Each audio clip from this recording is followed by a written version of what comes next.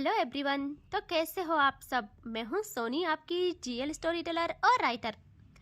बिना किसी देरी के आएंगे सीधा स्टोरी पे। फोर्स लव का पार्ट 101।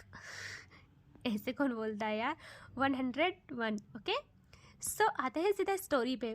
रूही को दिखाते हैं और काव्या की फैमिली को भी, और तनवीरिया और रूही के माँ बाप को, जो कि सब हॉस्पिटल में थे। रूही बेड में बैठी थी और उसने पहली बार अपनी बच्ची को छुआ था, अपने सीने से लगाया था जब काव्या की माँ ने कहा, क्योंकि वो बच्ची रो रही थी, अपनी माँ के लिए तड़प रही थी।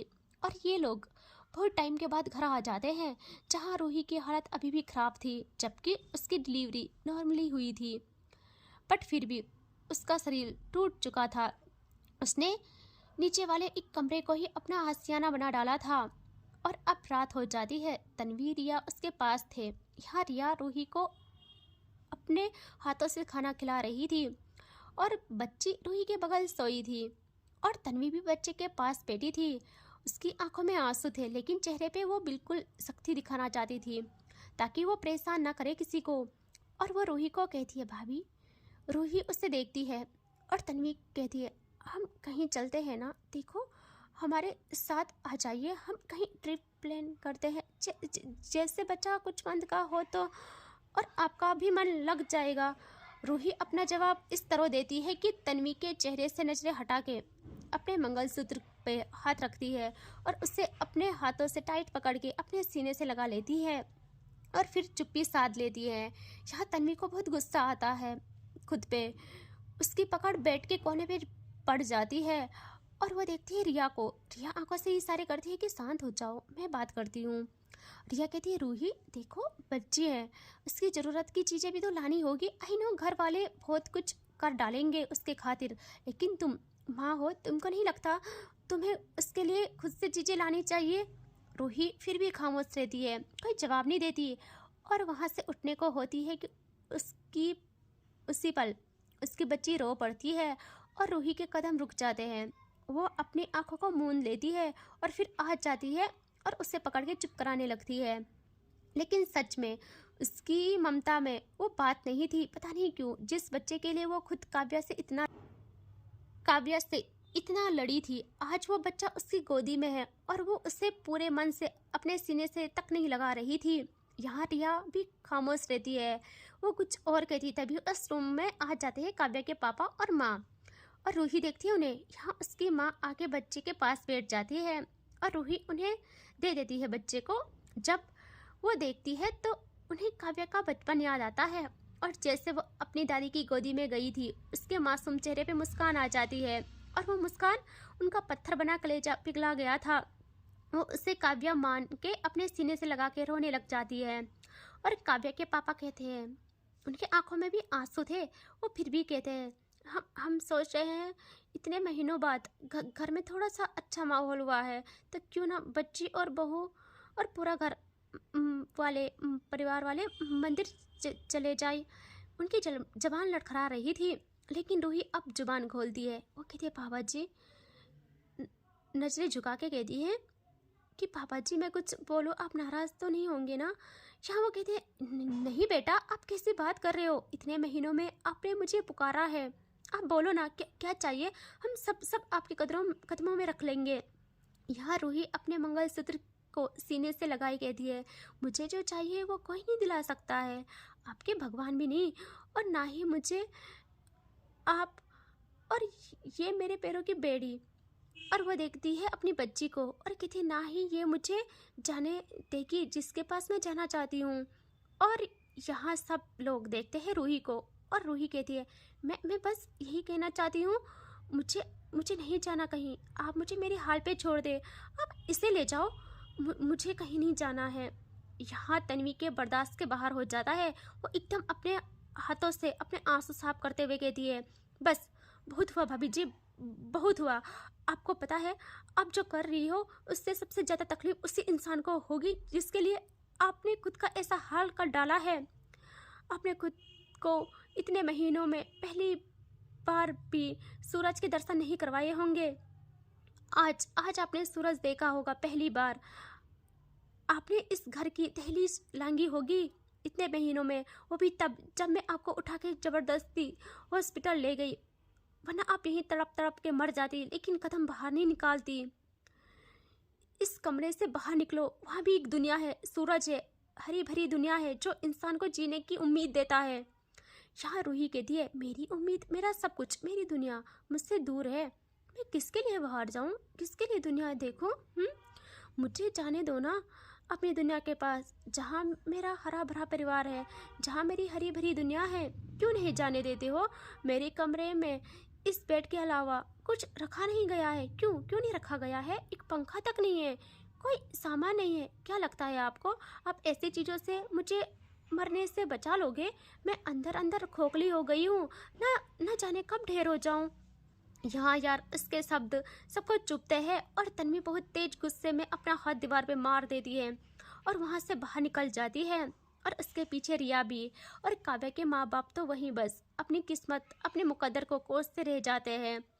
उनका वो आलीशान घर एक अजाब बन गया था सबके लिए। जो उस घर में एक कदम रखता, सिवाय दर्द के आंसू के वहाँ कुछ भी नहीं पाते थे कोई। खुशियाँ मानो काव्या के साथ साथ चली गई थी, खुशियाँ मानो काव्या अपने साथ ले गई हो। और रूही की वो मासूम गहरी आंखों में काले घेरे गड्ढे बन चुके थे। उसने खुद को पता नहीं क्या बना डाला था।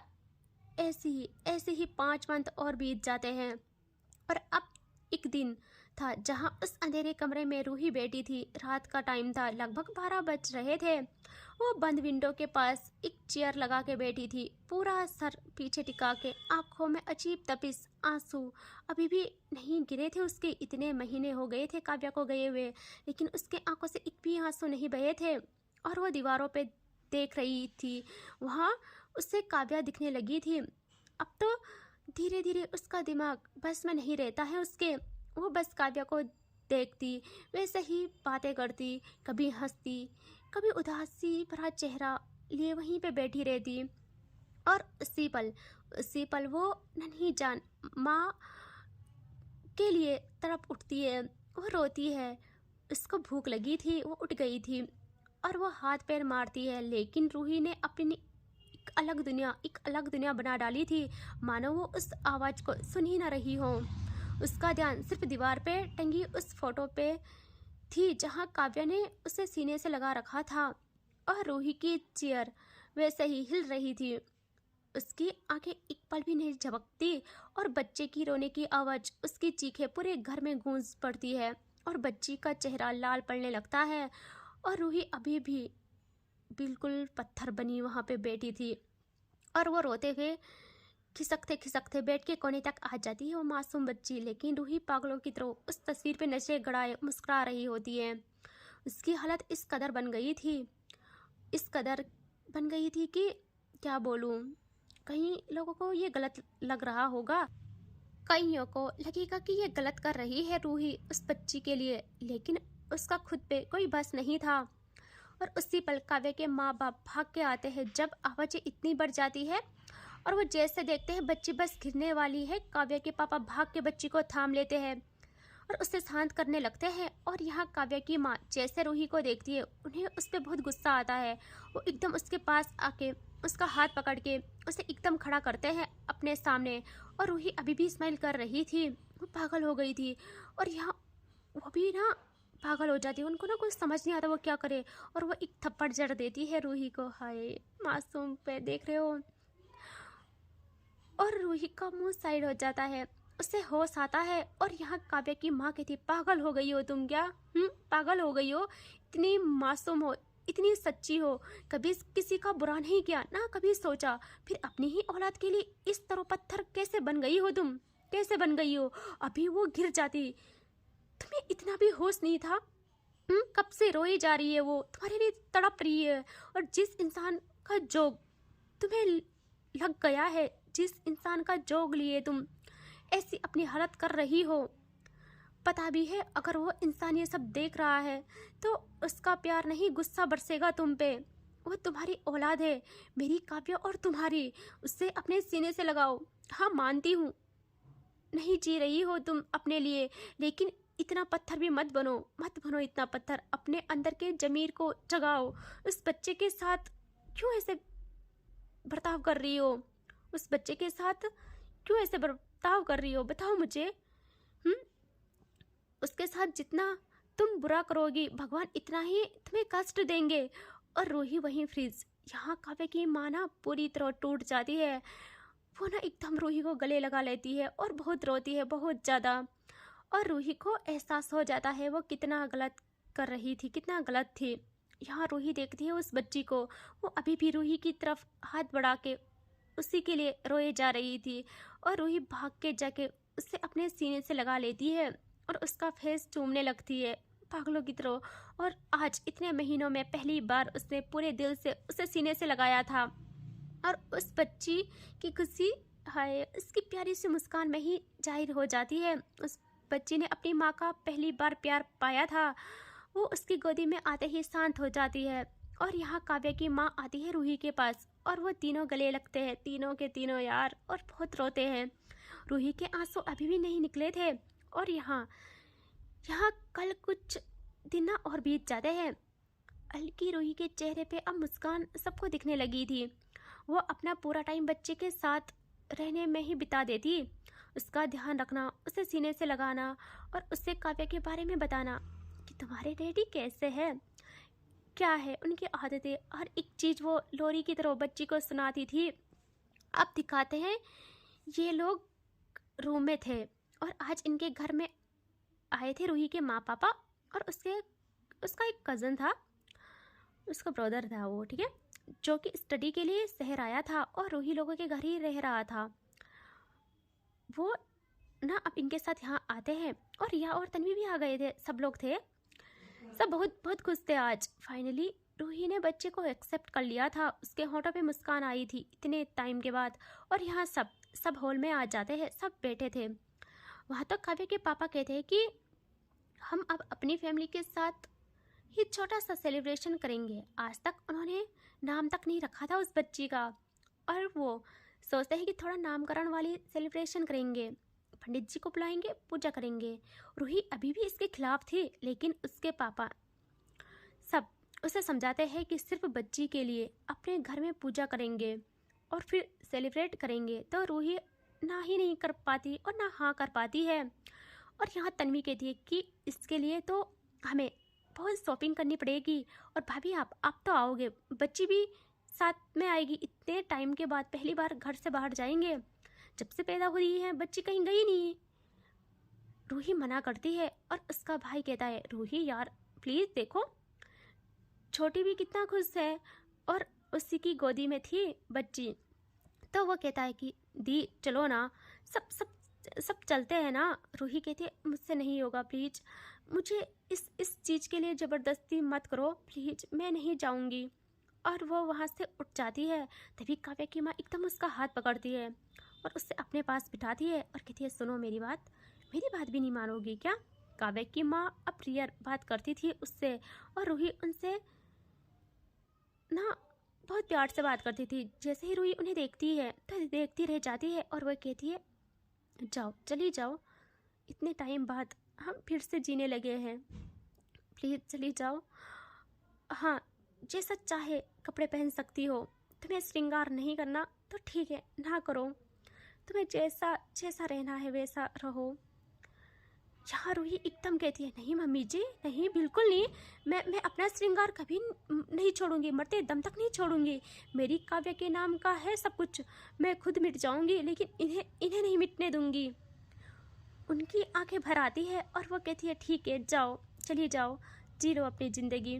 और अब सब कहते हैं तो रूही ना हाँ कर लेती है और ये चारों तैयार हो जाते हैं, तनवीरिया और रूही और उसका भाई जिसका नाम था तरुण। और ये लोग जब तैयार होते हैं तो सब एक ही कार में बैठ जाते हैं। तरुण और रूही पीछे बैठे थे और रूही के पास उसकी बेबी थी और आगे तन्वी ड्राइव कर रही थी और उसके बगल रिया थी। आज इतने टाइम के बाद इनके चेहरे पे मुस्कान देखने को मिलती है। और सच में रूही ने अभी भी आसमान की ओर नहीं देखा था, ना ही इधर उधर। वो बस बाहर आई और कार में बैठ गई। उसने मानो मानो उस बाहरी दुनिया से रिश्ता तोड़ ही डाला हो, ख़त्म ही कर डाला हो। और उसका जी घबरा रहा था। आज वो हर पल अपने मंगलसूत्र को अपने सीने से लगाए थी और कुछ टाइम के बाद ये लोग एक मॉल में पहुंच जाते हैं। वहाँ कार रुकती है इनकी, सब बाहर आते हैं और फिर अंदर चले जाते हैं। बहुत सारी शॉपिंग करते हैं, बहुत सारी।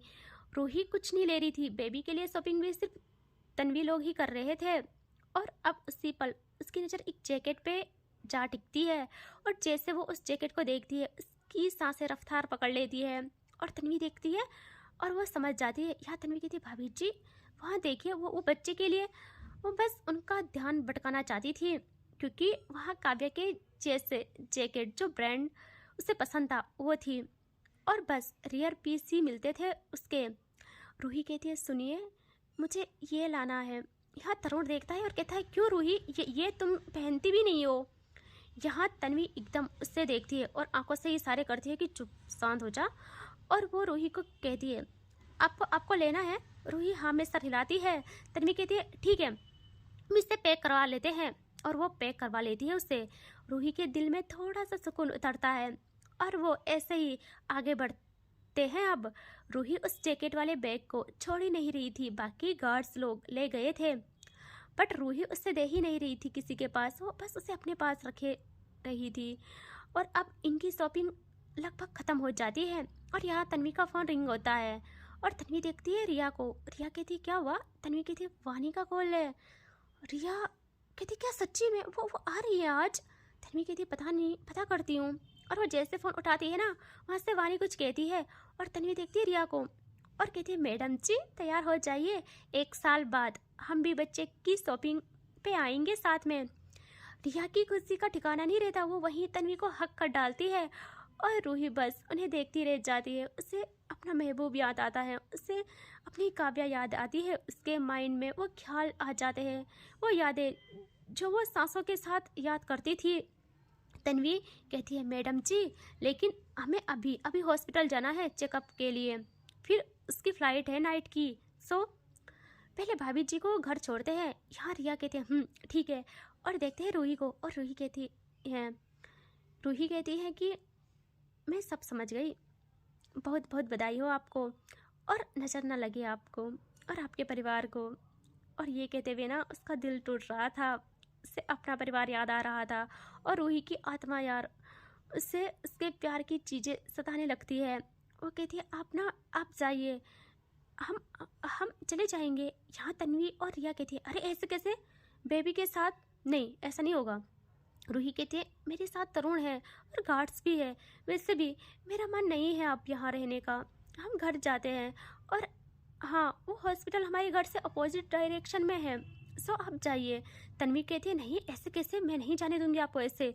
रूही बहुत कहती है तो तन्वी को हाँ करनी पड़ती है। तन्वी मान जाती है और वो लोग वहाँ से निकल जाते हैं। यहाँ तरुण के हाथों में कुछ बैग्स थे और उसने बच्ची को, वो होता है ना, होल्ड किया था, वो होता है ना बेबी होल्डर, पहना था।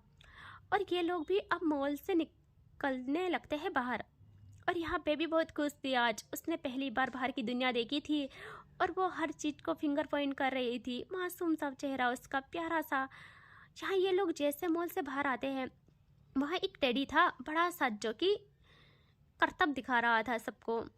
और वो बेबी वहाँ देख के हंसने लगती है, खुश होती है। वो 5 मंथ की थी और यहाँ तरुण और रूही उससे वो करतब दिखाने लगते हैं। और रूही के चेहरे पे मुस्कान थी, बहुत छोटी सी बट मुस्कान थी। अपनी बच्ची की मुस्कान देख के हल्की सी मुस्कान उसके लबों पे भी सज जाती है।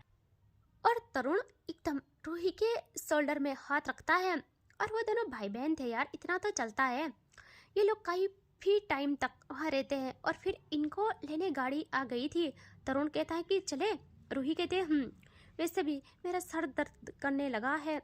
उसको घुटन फील हो रही थी, वो तो अपनी बच्ची की खुशी के लिए थोड़ा रह रही थी वहाँ। तरुण कार के पास आके डोर ओपन करता है बीइंग अ जेंटलमैन और फिर वो बच्चे के साथ खुद बैठ जाता है और इन लोगों की कार वहाँ से निकल पड़ती है। ड्राइवर आया था इनको लेने के लिए और जैसे इनकी कार निकलती है, इनके ठीक पीछे किसी इंसान को दिखाते हैं। वो इंसान हेलमेट पहने एक बाइक पे सवार था और वो शायद इनका पीछा कर रहा था। और फिर ये लोग घर आ जाते हैं। घर में खुशियों ने दस्तक दे दी थी। सब उस बच्ची में काव्या को ढूंढ रहे थे और सब नाम तलाश कर रहे थे कि कौन सा बेस्ट होगा। और ऐसे ही रात हो जाती है। रूही का दिल आज अपनी आदतें भूल गया था, धड़कने में उसकी सांसें थम रही थी और मन बेचैन भी। वो जल्दी से बच्ची को सुला के मेडिसिन लेती है खुद को शांत करने की। उसने ना खुद को इस चीज़ की आदत लगा दी थी, उसके मन पर काबू नहीं रहता था, तो वो ना मेडिसिन लेती थी। अब उसे दिखाते हैं सुबह को, जब सुबह हो जाती है ऐसे ही, और घर में पंडित जी आ जाते हैं। सब आ जाते हैं, ज़्यादा नहीं, क्लोज फ्रेंड्स और रिश्तेदार थे, इतने ही बुला रखे थे इन लोगों ने। और फिर हवन होता है। घर में पंडित जी सारे काम करते हैं, विधि विधान से निपटा देते हैं और बच्ची का नामकरण का टाइम आ जाता है। अब यहाँ काव्या की माँ की गोदी में बेबी थी और वो उसे देख के नम आंखों से देख रही थी और वो कहती है इस बच्चे का नाम होगा कायरा। और जैसे वो ऐसे बोलती है, यहाँ रूही एकदम उन्हें देखती है, क्योंकि जब काव्या और उसने साथ में ये बात डिस्कस की थी, एक दूसरे की बाहों में ये बात डिस्कस की थी कि यही नाम होगा जिसमें रूही के नाम के अक्षर भी होंगे और काव्या के नाम के भी। रूही तो बस देखती रह जाती है और सब तालियां बजाते हैं और कहते हैं कायरा बहुत परफेक्ट नाम है।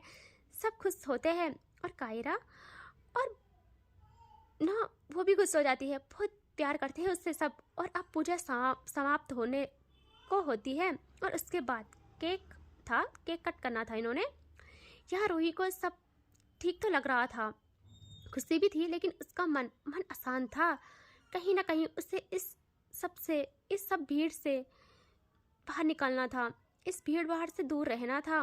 उससे खल रहा था सब कुछ, लेकिन उसे करना पड़ रहा था कायरा के लिए, अपनी फैमिली के लिए, काव्या के परिवार के लिए। उसकी माँ की हालत भी ठीक होने लगी थी और पापा के चेहरे पे मुस्कान भी आने लगी थी। तो वो इनकी इतनी खुशी को बर्बाद नहीं करना चाहती थी। और ऐसे ही केक कट होने का टाइम होता है और रूही कायरा का हाथ पकड़ के केक कट करने लगती है। उसी पल जैसे वो झुकी थी, उसके आंखों के सामने धुंधलापन आ जाता है, अंधेरा छा जाता है। वो वीक हो गई थी बहुत ज़्यादा, ना टाइम से खाती थी, अपना ख्याल नहीं रखती थी, बस कायरा का ध्यान रखती थी, घर वालों का ध्यान रखती थी, अपना तो अस्तित्व ही मिटा चुकी थी वो। और वो जैसे केक कट करने को होती है, यहाँ तन्वी और रिया भी ये सब नोटिस करते हैं। तन्वी देख लेती है, वो कहती भाभी जी अब ठीक है ना। रूही कुछ कहती, उसके कदम डगमगा जाते हैं और उसके ठीक बगल तरुण था। वो एकदम रूही को थाम लेता है और कहता रूही आराम से यार, क्या हुआ, तुम ठीक हो ना। रूही जल्दी से कहती है मैं ठीक हूँ। और वो केक कटने के लिए अगेन उसको पकड़ती है, नाइफ को पकड़ती है और फिर केक काटने वाली थी कि उस खामोशी के बीच तालियां बजने की आवाज़ उसके हाथ रोक लेते हैं। और इसके आगे देखेंगे नेक्स्ट पार्ट में, ठीक है। Take care, bye bye.